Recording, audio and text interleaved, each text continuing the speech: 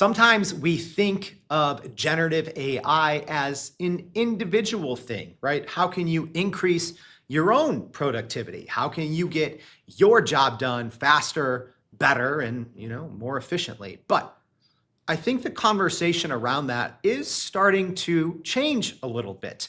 And what has just been announced here at Microsoft Ignite in Chicago, I think, is adding to that conversation that generative AI and Microsoft Copilot isn't necessarily a personal product. I think this is a team sport. And what we're going to be talking about today is really how you can use different Microsoft Copilot products, specifically Copilot Pages, to make AI, more of a multiplayer sport.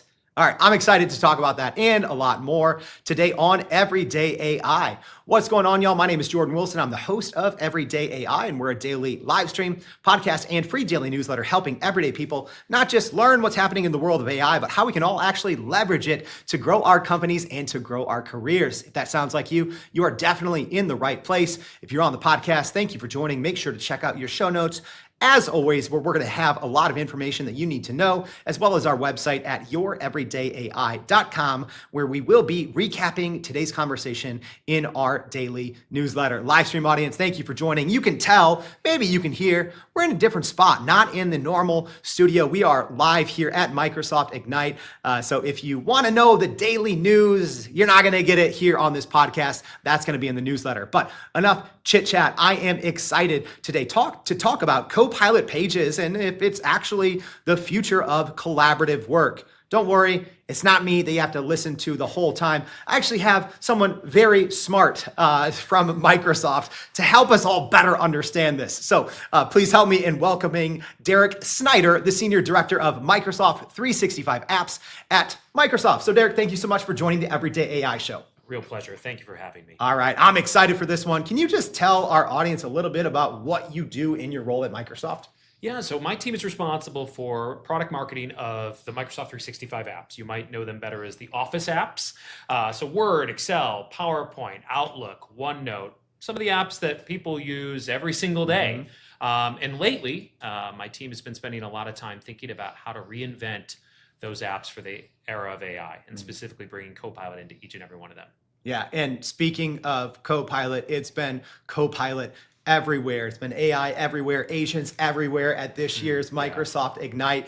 Can you tell us a little bit, what is new in Copilot Pages? Because there were 90 some updates that were just announced this week. So what's new in Copilot Pages? Yeah, so I will just say, Copilot Pages is brand new altogether. We announced it in September, but in AI years, that's like many, many decades ago. But what we found, I think, and one of the key kind of insights we had at the beginning was people were more and more using LLM, hopefully Copilot, but ChatGPT, other LLMs, and then they were taking whatever that content that was being produced and moving it into other places. They were putting it into Word docs, or they're putting it in Notepad, or whatever. I mean, just to have a scratch pad on the side. Because often what AI produces is useful, but still needs to be iterated on and kind of move forward. And more importantly, it does need to be shared with colleagues, especially if you're using it to work on something. So for instance, you're brainstorming on what we're going to call our breakout session, for instance, this year at Ignite. That's totally, as you said, a team sport. And so we had this insight that people really do tend to move things into a scratch pad. And we thought there was an opportunity to do that actually in the product. So when you're using Copilot today, you're asking questions of Copilot, you can click create a page or edit in page, and it will actually populate all of the output of Copilot in a side-by-side page. So you have your Copilot on the left, you have your page on the right, and it dumps all of the output and includes the original prompt. And what's really cool is that anybody that actually gets access to that page, because they can be shared, can click that prompt, and then it deep links back to the original query that you had at the beginning.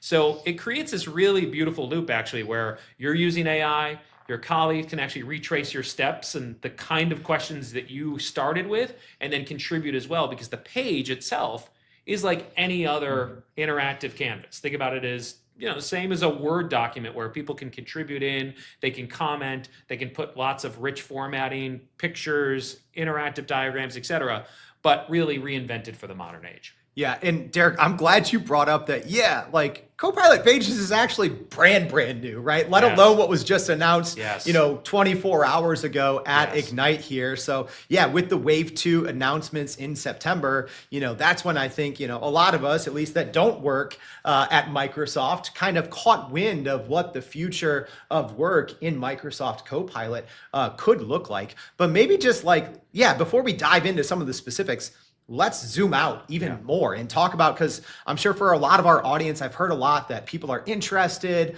but they haven't really dove all the way in to Copilot Pages yet. So when should people be using Copilot Pages versus should they start something in Microsoft Word? Should they be using Loop, right? There's so many places where a content journey can begin, where it can be finished. When should they be using Pages versus when should they be using something else in 365? Yeah, I mean, ideally and ultimately, the answer is going to be you should use AI and specifically Copilot in any of the experiences that you want.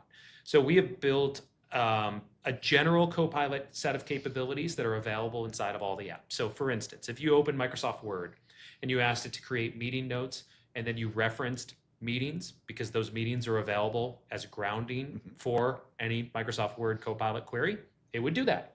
You could ask BizChat to actually do the exact same thing, and it would produce output that then you could dump into a Copilot page. So there's an example of you being able to do exactly the same thing in two different experiences. So it really is choose your own adventure. I would say currently, I tend to use Copilot Pages more for the ideation and iteration that ultimately leads to sort of that next step. And so, for instance, when I'm brainstorming with my team around various avenues that we want to pursue, perhaps we're working on a product launch, we are able to pull together information into a Copilot page, and we're able to use that as a bigger container for all the other potential documents and files that we want. So for instance, in a Copilot page, not only can you move in all the content from Copilot. So if you're asking questions about your business data and it's pulling answers, tell me all the things that we discussed in the last 5 meetings about Ignite. BizChat would be able to answer that, and I'd be able to move that over. Perhaps we're thinking about our next Ignite. Hey, what were the big themes from last year? BizChat would be great at actually pulling that up. I can start moving that into a Copilot page. But what's really cool about a Copilot page is I can also start embedding other documents and files. So I can embed all the PowerPoint files that we actually used. Here's all of the major breakout session decks that we actually had at the event from last year. Now they're embedded inside of the Copilot page. And so it becomes this one sort of artifact that everybody can work from. Think of it as like a scrapbook, if you will, that's live and that's dynamic, and it's always available for people to be able to reference. And if your audience is familiar with the work we've done on Loop, it's actually built on the Loop technology, which means that anything that I put into that Copilot page can then be shared, but not as a link the way you would with other files, but actually as this live, we call component. So I can literally create content inside of Copilot Pages. I can copy it as a component. And then when I paste it into Outlook or to Teams or any other canvases that actually support it, it will actually show up as a live dynamic artifact. And so you can imagine a situation where, hey, we're still working on some ideas for the launch plan. We're going to go ahead and send an email, though, to the entire team with the component that has all of our ideas. And we're going to say, you know what? We'll be adding to these overnight. And so you don't have to wait. You can share things that are work in progress. That, to me, feels very different than producing a Word document, where I think you actually have a beginning and an end. You know what I mean? Yeah, there's like a finality to a Word document almost. Yes, you're producing it. Yeah. Yes, with something in mind. Okay. Yeah. Okay. So, one thing that you mentioned there a couple of minutes ago is almost this, kind of dual pane workflow. Because I think when people, have traditionally worked with, large language models like ChatGPT, those that, came a little bit before Copilot launched, it's almost like, yeah, you just chat with ChatGPT or something like that, but then that content just lives there. And then it's hard to find. And, if you do want to collaborate, you have to copy and paste everything and put it into a collaboration tool to actually work with your colleagues on that. Do you see, right, when we talk about, the future of work, and I know that's, probably a very cliched, statement by now, but is it almost working in this like dual pane environment where you have your own thing going on in Copilot or BizChat, and then once it's finalized, quote unquote, it goes into this working canvas with your teammates? Is that just kind of how we're all going to be working in the future? Yeah, I certainly think that no one has the right answers yet, by the way. I think that the final paradigms are going to reveal themselves through how people actually start to find value in these things. But yeah, I think that actually is a path that we're heading down with Copilot Pages. I think our general strategy is to make AI accessible as broadly as possible. So if you want to use Microsoft Word or PowerPoint or Excel, you're going to be able to have a Copilot that's going to show up in the sidecar. But the hero is still the document, the spreadsheet, etc. I think in the case of Copilot Pages, it is much more of a shared experience where you're collaborating side by side, as you say, split screen. On the left, you have Copilot, and you're using that, and you're getting insights, you're finding things out, you're working with the AI, and on the right, you're depositing those things for safekeeping, and you're continuing to collaborate with your team. And I think I find myself personally going back and forth much more versus when I use it in the other applications. I might start with a prompt, like say inside of PowerPoint, I'm grounding on a Word doc, create me a beautiful spreadsheet based on this Word document, design it specifically for IT administrators. It's great at doing those kind of things, but it completes the task, and then I'm able to sort of move forward. Whereas where the Copilot Pages, I think you'll continue to sort of iterate, and it'll become much more of a canvas that'll become this living document for people. Yeah, I think canvas is a great way to explain it, right? Because it is, kind of a work of art, a work in progress that multiple people can be collaborating on. Can you talk about that? I kind of opened up today's show by saying, I think a lot of people have this viewpoint of AI that it's your own thing, right? It's almost like, this is what I do with my AI is my business. And then once I'm done, once it's finished, then I take it to others. Yeah. How does Copilot Pages change that and make AI more collaborative? Yeah, I mean, I think, just again to zoom out, I think we're actually going to operate in both modes. So I think initially, as you pointed out, we launched Copilot and it was a assistant for you. And we continue to offer that. So when you join a meeting late, you can ask Copilot all the questions that you don't want anybody to know that you're asking, like, who is this guy that's talking? And what is the subject of this meeting? And things like that. That will remain the case. We will always have a private Copilot for you. But more and more, we are building through agents, as well as through things like Copilot Pages, the ability to introduce AI into the group. And it's a very, very clear delineation, like that we are not mixing those UX metaphors. The user experience is going to remain quite distinct. So for instance, in that same meeting, if you clicked the notes button, which is a button that is available to everyone, because there should really only be one set of meeting notes. It's okay if you have personal, but like there should be an agreed upon, like this actually is what happened. This is what happened, yeah. Yeah, this is a shared collection. In that case, we have a meeting agent that will actually operate over top of those notes. And so everybody can watch as the meeting agent actually, and we call it a facilitator, starts to actually populate notes that everybody can see. But it's very obvious that Copilot is in that experience and it's providing this value. And so in this case, the agent. In the same way, Copilot Pages are for you personal by default. And so when I create a Copilot page based on the questions that I'm asking, those are all personal. It's not until I actually mention somebody on that page that then you get a prompt to say, do you want to share with this person? Do you want to notify them that they've been, this page has been shared with them? That's when it flips into a multiplayer experience. So I think we try to blur the lines in terms of you being able to do the same types of things in the same user experience, but we want to make it as clear as possible when the AI is providing value for everyone versus just for you individually. Yeah. So I remember watching the Wave 2 announcement, right? When at least I first heard about Copilot Pages, and it seemed like almost foreign to me, yet at the same time felt very much like a home that I wanted to be a part of, right? Because you could see, you know, in the demo video, it looks so shiny and so seamless and so quick, but you can really see how different individuals can take advantage of Copilot and then bring, you know, the best of their kind of augmented version of themselves, right? Because everyone probably or presumably is whatever they're contributing to this canvas, they're probably using their own brain, but also their own Copilot, right? That's right. So, you know, I'm wondering, you know, kind of when you talk about this first iteration of Copilot Pages, because it is very new, you know, what does success look like for your team in terms of, you know, is it changing how everyone works? Is it, you know, getting good metrics back? You know, I'm always curious, you know, from the people who build it, what does success for Copilot Pages even look like? Yeah. Well, I mean, of course, like when we launch any product, we want people to use and find value in the product. And the value comes in multiple ways. You know, initially, I think we realized that AI generally provides lots of productivity gains for people. They save time. It takes, in many cases, the drudgery out of work, just the coordination tasks and things like that. AI can do a lot, and Copilot can specifically help with all of the, you know, sort of the time savings pieces. But of course, people also want to see business impact. They want to, you know, increase their revenue. They want to reduce their costs. Where I think that Copilot Pages potentially can add a lot of value is to start to be in the midst of a lot of your business processes.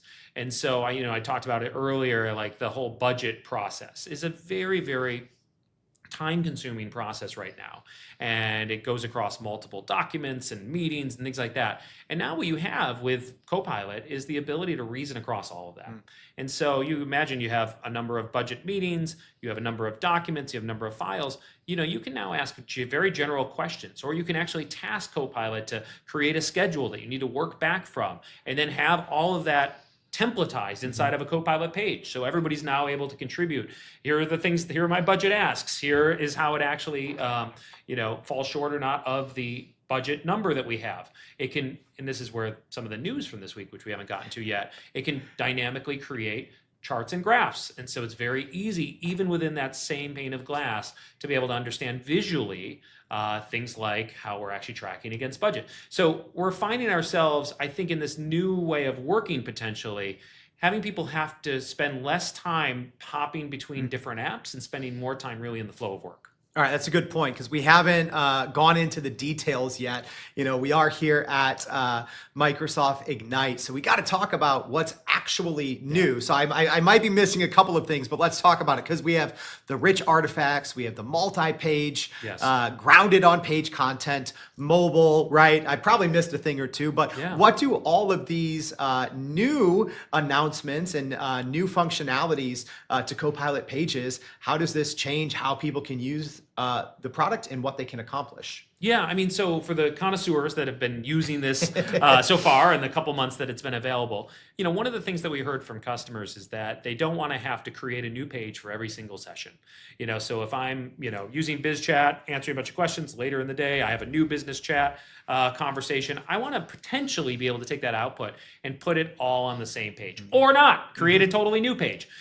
In the past, we tied the BizChat sort of query with a page. It was kind of a one-to-one match. Now you can actually make that decision on your own. So you can put lots of prompts and lots of responses on the same page. You can make a new page every time. So that's the multi-page support. It's one of those small things that becomes very important as you use this in the real world. The second big thing was really around creating the support for rich artifacts. So people today, we have found, are putting more and more visuals inside of Copilot Pages, but they don't want them to be static. So if you want to add charts and graphs, say you're copying from Excel, or better yet, you're asking BizChat to actually pull the latest data on revenue or growth, you want that to come out in a way where the data is actually preserved. You don't want a picture of the graph. You want to be able to have an actual graph that's interactive, that has all the data behind it, so that when somebody else, because it's a multiplayer experience, is using that same page and sees that beautiful graph, they can then take out certain things they don't want to see. They can add things to it. They can ask it to be updated. And so keeping, again, these artifacts, as we're calling them, live and dynamic, again, contributes to this sort of tradition that we came from, which is we want these to be living documents. They have to continue to be up to date, They have to be dynamic. We have to be able to add things to them over time. And this is just another piece of that. And at the same time, they're not just going to be text. They're going to be really great, visually appealing assets that you'll have. Yeah, and hey, for if you're listening to this and it's blowing your mind, you're not alone. Derek's doing a great job of explaining everything and how it works. But we will in our newsletter be sharing some screenshots, probably some videos to some tutorials, because it is, I think, a kind of a radical shift in how you can both work individually and with your teammates. But Derek, I have another question. We've been hearing a lot on this word grounded.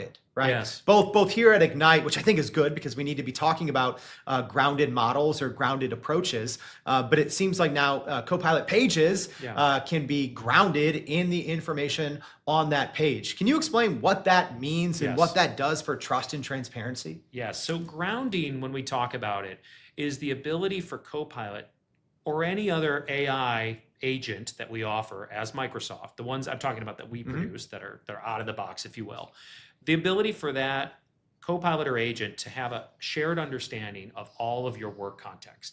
Now, what is your work context? That would be the people that you work with. So it understands the org chart. It knows who your manager is. It knows who your colleagues are. It knows who works for you. This is really important because if I, in a company of 300,000 people, say, give me the latest from Zoe, it needs to know, yes, it's the Zoe that works for you, not the 100 other Zoes that are at the company, as an example. Yeah. So that's really important context.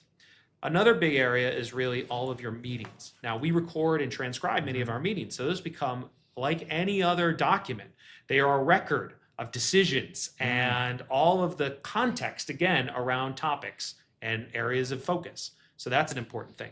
But then, of course, also your files from OneDrive, which are personal to you, so they're only going to be respected, in terms of permissions for you to see. But also the files that are shared on SharePoint. And again, in large companies, there is a massive repository of information. I mean, anytime you want to know whether or not Martin Luther King Day is a holiday, like that exists on some SharePoint site somewhere. Right. And so it's really helpful to be able to access that by just asking a simple question. So we have all of this stuff that is contributing to what we call the Microsoft Graph. And so when I talk about Copilot being grounded, it's really having that context. So let me put this into an example. So yesterday, I actually have a breakout session tomorrow here at the conference. And so yesterday I asked Copilot and I said, create a script for BRK 285. That's all I put. Now, what does Copilot need to know? It needs to know that BRK 285 is the name of my breakout session. Like that's the code. It needs to know that that breakout session is part of this conference called Ignite. It needs to know that there is, in this case, I am the speaker, but there's also a co-speaker. And so it needs to be able to see the titles and descriptions and all this stuff. That is a perfect use case for grounding because it was able to respond not only like with all of that information, it was able to produce a script that was actually very well aligned because it saw the session title and description. It knew of all the meetings that I had as a pre-briefing where they're like, Derek, this is what we think you should discuss and everything else. It had all that context of all the things people were suggesting to me. And then it had a whole corpus of other slides and files that it could pull on. So when the title and description that it had access to said you should talk about Microsoft Planner, it then was able to also find all of the documents we have about Microsoft Planner, what's new in Microsoft Planner, what demo scripts are available. And it was able to compose all of that into one output. And guess what? I then put it into a page and I shared it with my co-presenter and we were able to iterate from there. Yeah, I think what you just described there probably really resonated with people because that's a common pain point, yes, right? Especially, if you haven't used, Copilot across, Microsoft 365 Copilot, or if maybe you're just working more in a quote unquote offline, AI environment like ChatGPT with static files, right? Yes. Because you have to spend so much time explaining that context. Whereas, with something like Copilot Pages being grounded, you save so much time and get so much better results. That's right. So Derek, we've talked about a lot in today's conversation. I could talk to you for hours, but we got to keep this a little concise, right? Because I know you're a busy guy. But as we wrap up today's show, as we're talking about Copilot Pages and how it can really change the future of collaborative kind of human to human to AI work, as you said, what's maybe the most important takeaway that you have out there for business leaders, decision makers who are seeing all these announcements and seeing all these exciting innovations, what's your takeaway message for them to actually get the most out of it? Well, I'll just say the world has changed, right? So in the last several years, we've moved into a world where we don't know for sure our colleagues are all going to be in the same physical space as us. We certainly don't know that they're on the same time zone or in the same geographic area. And so what has that meant? A real acceleration, I think, in the amount of asynchronous work that we do. And so asynchronous work is trend one. Trend two, I would say, is the rise of AI and being able to use Copilot, hopefully, as a real collaborator to get things done. So what do I think these two things mean for each other? I think that the work that happens now is going to be much less structured in the future. And it's going to be much more collaborative, and it's going to be much more time shifted. And I think that the real opportunity for business leaders is to recognize that and see that as a feature, not a bug. I think there is an opportunity for us to now start thinking for the first time in terms of outcomes we want to achieve rather than all the inputs that need to go into that. So a classic example is, okay, I need to go into PowerPoint to create a sales deck because we have this customer meeting. Well, the outcome is I want to win the business. And I would encourage leaders to spend time experimenting with Copilot and other AI solutions as well to find out, wow, could I work with it towards that outcome? I want to win the business. Could it construct a plan for me? Could it give me best practices? If you're using Copilot, could it be leveraging all of the existing knowledge that already exists in my organization and all the things I've done in the past to actually accelerate me towards that goal? And I think that's a really, really important shift. And that if we can leverage it, I think it will accelerate our transition towards more intent-centric work, which I think is the future. I think that was such a great way to wrap today's show, talking about a shift in your mindset, because that's important to take advantage of the shift in the way that you can accomplish it, right? With all of the new features and functionalities inside Copilot Pages that we just talked about. So Derek, thank you so much for joining the Everyday AI Show. We really appreciate your time. This was a lot of fun. Thanks, Jordan. All right, y'all. That was a ton. Is anyone else's brain exploding with ideas and energy, or is it just me? All right, if you missed anything, or if you're like, wait, what was that? We've got it. Don't worry. Yeah, maybe you have your Copilot attending this this live stream or this podcast. But if you don't, we're going to recap it all for you. So make sure you go to youreverydayai.com. Sign up for the free daily newsletter. We're going to be sharing a lot more helpful resources on everything that Derek was able to share with us, as well as we have so much more information and other interviews and episodes that really just took place at Microsoft Ignite here in Chicago. So thank you for tuning in, and hope to see you back tomorrow and every day for more Everyday